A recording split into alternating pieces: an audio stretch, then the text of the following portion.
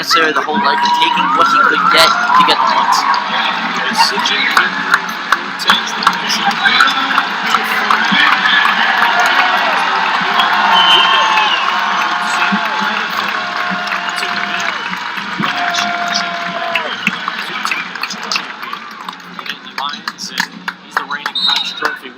That familiar Johnny Cash song comes over the air, and everyone knows it's going to be an exciting time on the mat. He'll be wrestling Knox Fuller, the freshman, for the Black Knights. Again, a 9-3 lead for the Nittany Lions over the Black Knights here in our fourth bout of the evening. And this part from about here on to about 197, you'll see the match move at a pretty quick rate here. You'll see Retherford, Nolf, Nickel all kind of make Chenzo Joseph make pretty quick work of their guys here. I wouldn't expect a full match out of this one. And you want to talk about lethal. We saw last season 5 straight pins from this group, the Nittany Lions, from 149 to 184.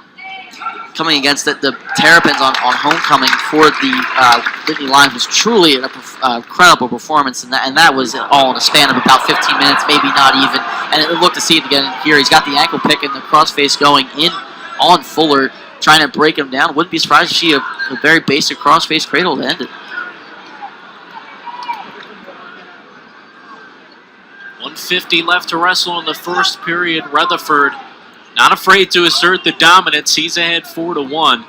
45 seconds of riding time. If I was a reigning Hodge Trophy winner, I wouldn't be either.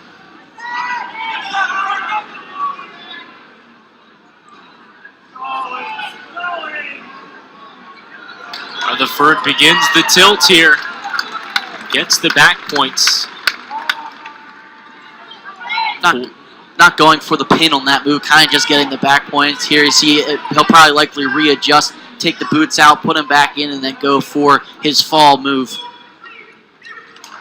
an 8-1 lead. Rutherford awarded the near fall points. He's in command with a minute left to wrestle in the first period. Sure, there were bets in the crowd taking what would happen first, a tech fall or a pin here from Rutherford. Right now, looking to be the tech fall with the points racking up here early on, but don't be surprised if he sets his hip backs a little bit and just gets Fuller on his back just that much farther. No surprise seeing Zain Retherford as the first-ranked wrestler in the country. 2 straight national championships for him, the Hodge Trophy last season. 4 more points to come here. Near fall points, and now they're awarded. A 12-1 lead for Zain Retherford with 30 seconds left in the first period. Potentially dangerous move there from Retherford as they'll reset with Fuller on bottom. 2 minutes of riding time for Zain Retherford. I think it's an understatement to say he's dominated throughout this first period. But yeah, that would be a very, very big understatement. Just he's had his way with Fuller putting in the tilt. He's not even going for the fall here, just putting in the tilt points and just trying to get the 5 points here from the tech fall. Final 10 seconds here in the first period. Now 5 seconds left. Rutherford gets 2 more. He leads it 14-1 here. He'll take that lead into the second period in nearly 2.5 minutes of riding time. Doesn't seem like that's going to matter, though. Now, I wouldn't be surprised if you see the match end here in the next minute or so here for Retherford. Put in 1 more tilt. He's done a good job of neutralizing Fuller, getting the boots in on both legs and just having him locked up, not being able to go anywhere with his body, post up, and try to get escape. Just had him completely locked down. And if it wasn't apparent enough here with the control for Zain Retherford, we see Knox Fuller choose offense, choosing that up position to try to get something. And wouldn't be surprised here if Zain pulled a quick reversal here. He's got a control of the wrist right now, posting up, and you see here, probably going to get up, probably escape. I don't see him getting the reversal here, but he's just going to get the points here no matter.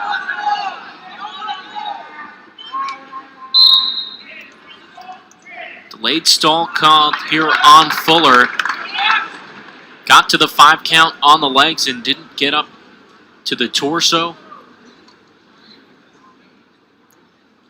And as head coach Kevin Ward of the Black Knights, it's interesting to see how you game plan against a guy like Zain Retherford going into the week. You know, a Knox Fuller guy clearly isn't up to the caliber that Zain Retherford is, but how you coach your wrestler rather to try to lessen the damage as much as possible. Just try to be very defensive and be tough on bottom. All it's going to take is another takedown from Retherford to win this one. He leads at 15-1 with 1:05 left to wrestle in the second period. Zain loves using that forehead in one of his marquee matchups over the summer against Frank Molinaro. He ended the match with a bloody right eye in the corner of his eye there. She loves trying to grind and get guys mentally worn down. Retherford gets the takedown to 2, and he will take the technical fall in the second period. Not much of a surprise there from Retherford taking the fall. Some would have maybe thought of him, but Retherford maybe saving the bonus points for later in the season. 14-3, the Nittany Lions in command here. When we return, it's 1:57 North in Wyland. That next.